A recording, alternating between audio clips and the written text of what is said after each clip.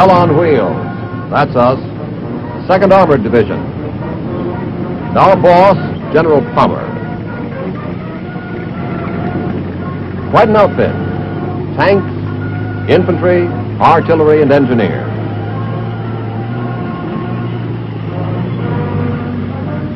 Look pretty sharp,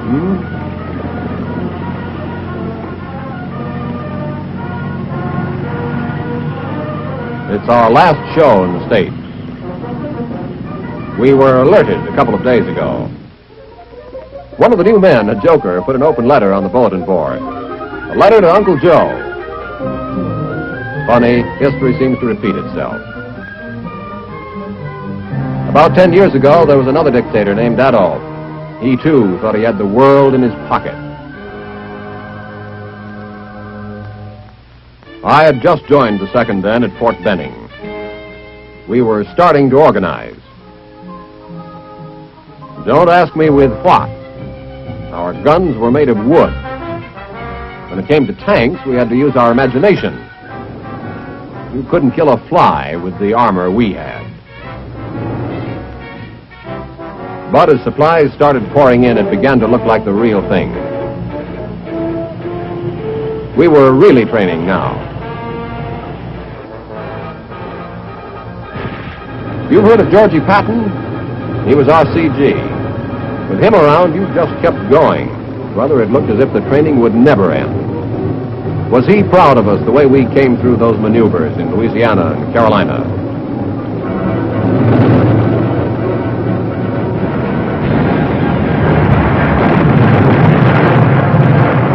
We were a crack outfit now. They called us Hell on Wheels.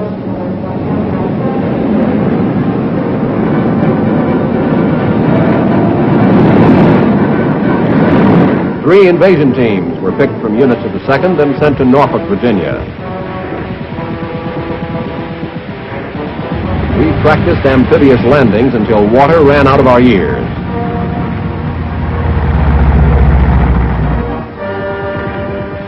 Soon enough, I found out why. We were going to be in on the African invasion. At 0400 on 8 November 1942, we hit the coast of Africa. Safi, Fadela, Port Lyote. Our mission was to secure these ports and to envelop Casablanca.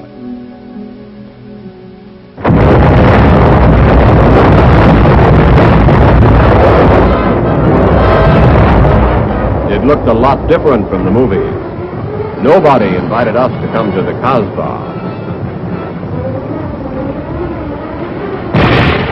Old Georgie, who was the commander of the Western Task Force, ordered us to the French-Spanish-Morocco border in case there should be trouble. And then in April, we folded our tents and moved to Algeria, to a small town near Oran, where we started training for the next jump, Sicily. We were getting used to the water now. In fact, some of the GIs put in for sea pay.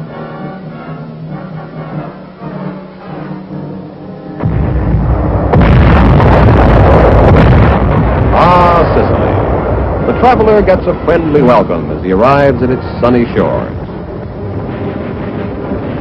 Sure enough, the Hermann Goering Division sent us a tank battalion as a special welcoming committee.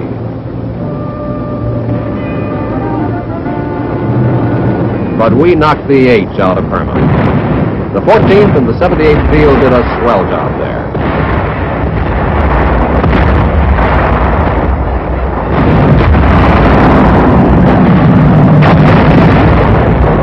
Then we moved on. We advanced steadily over mined mountain roads that were blown off the cliffs, over tank traps, over blown bridges, through a lot of Italian towns that sounded like the menu of a spaghetti joint.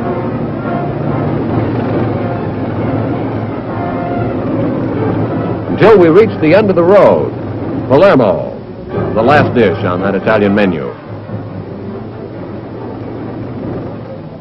After setting up the administration of the western part of the island, we took another boat ride. Arriving in England a short time later, the first combat-tested armor to hit Great Britain. There was something in the air. We knew the big show in France was about to pop, and we were going to be in it. You could almost smell it, because the training was stepped up. Because a lot of big boys came to visit us, even Mr. Great Britain himself. And then one morning in June, we were on the water, getting our last-minute briefings. The date was D-Day +3. Omaha Beach was a lot different from Omaha, Nebraska. I'll take Nebraska anytime.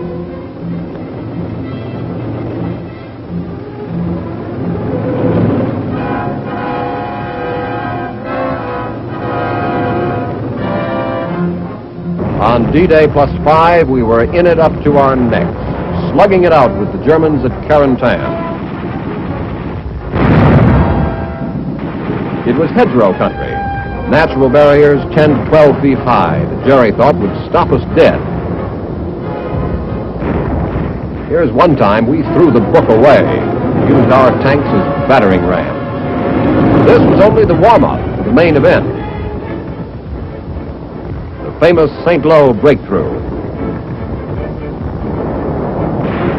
Combat Command A, led by the 66, fought in the vicinity of Tessy-sur-Vire, securing the left shoulder of the opening.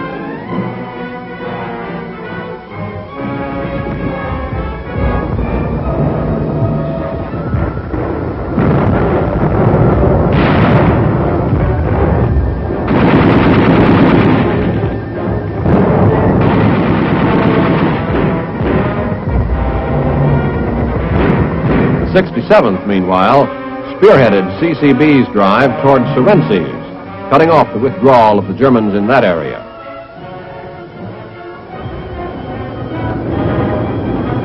Old man Churchill was right. It was sweat, blood, and tears. It was fighting, street by street, house to house, hand to hand.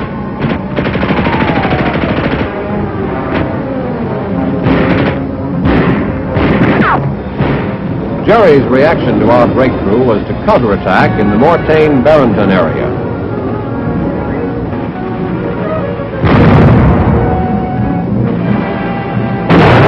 But we smashed it. And how?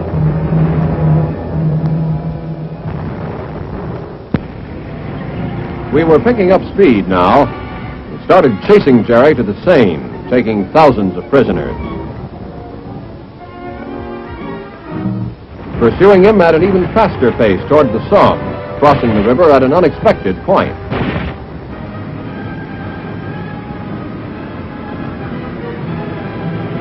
Here was one time we caught him with his panzers down.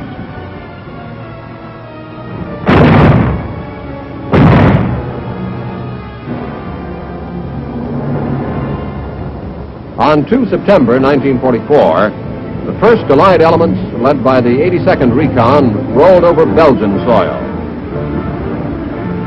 Driving across to the Dutch border, we bridged the Albert Canal, pushing north on a line through Sittard.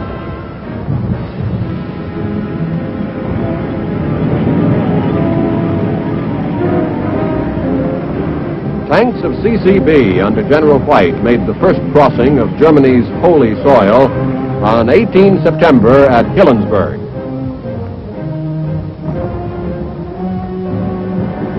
The holiness of the German fatherland became even more soiled when we crossed their border for the second time on October 3rd.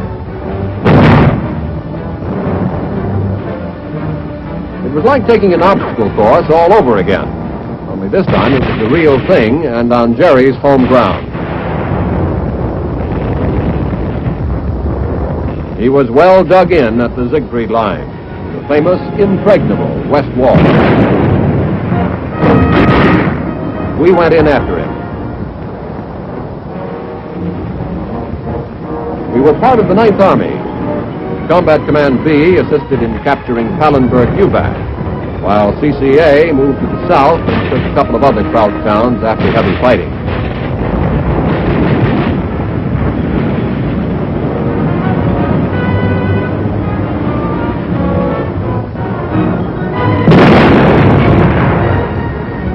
The rest of the division pushed southeast, meanwhile, and joined the First Army in a ring of steel around Aachen.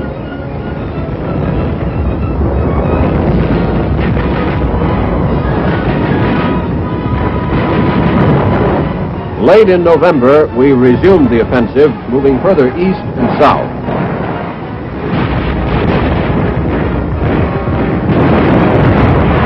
Town after town fell under the weight of our armor.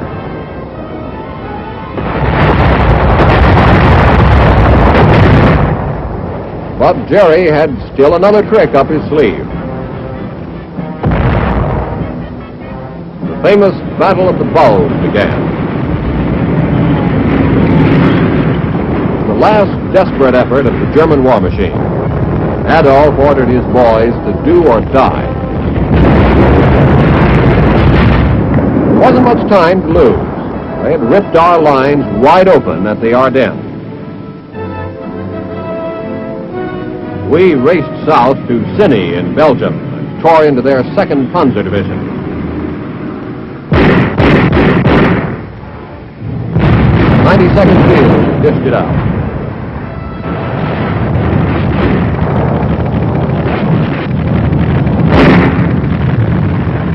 We cut the westernmost prong of their assault wedge to pieces, destroying hundreds of their vehicles, including 81 tanks. Monty of Alamein wrote us a fan letter for this job.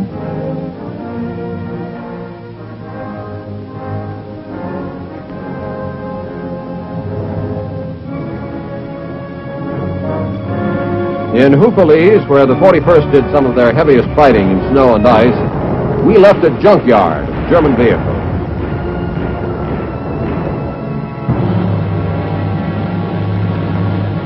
We were sure tired when we met Patton's Third Army.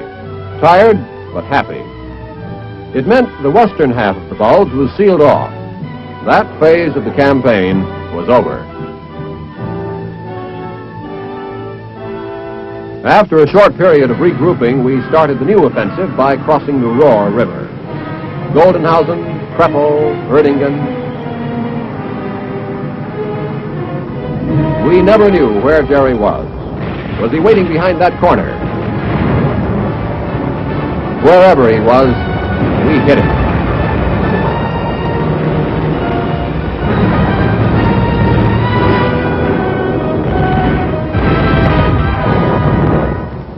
We kept going until we reached the Rhine on 3 March 1945. That's where the 17th Engineers showed their stuff, bridging the river under fire in 7 hours.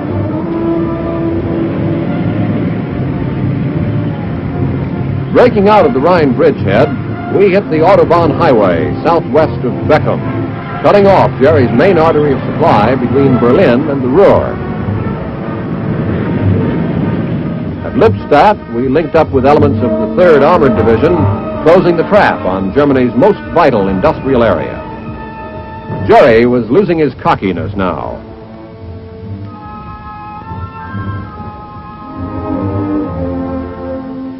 The attack rolled on, through the Teutoburger Forest to the Weser River, onto the plains of North Germany.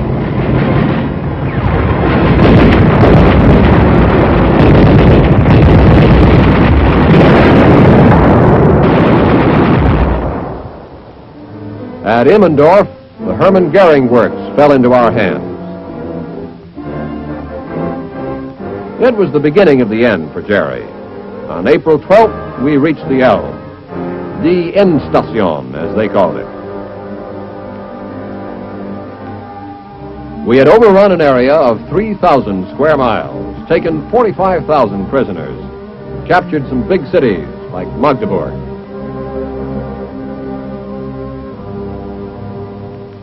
But the biggest was yet to come, Berlin. It was quite a feeling to march past the barracks of the Adolf Hitler Elite Guard.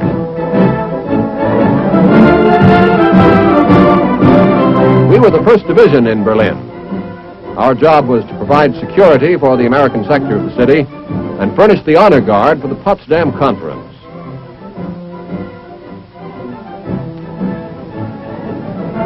When President Truman arrived, we showed him that we were on the ball.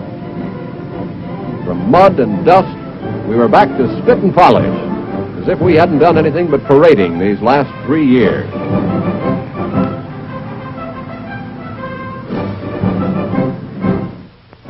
And then finally came that day in '45, when after 2 amphibious assaults, 7 major campaigns, the outfit started on its way home.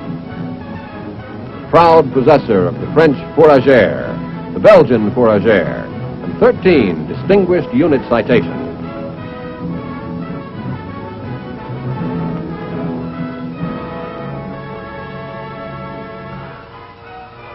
Back in the States, we took up our peacetime duties at Fort Hood, Texas. A lot of men got out. New men came in. As the world situation grew tense, it was out of the barracks and into the field again.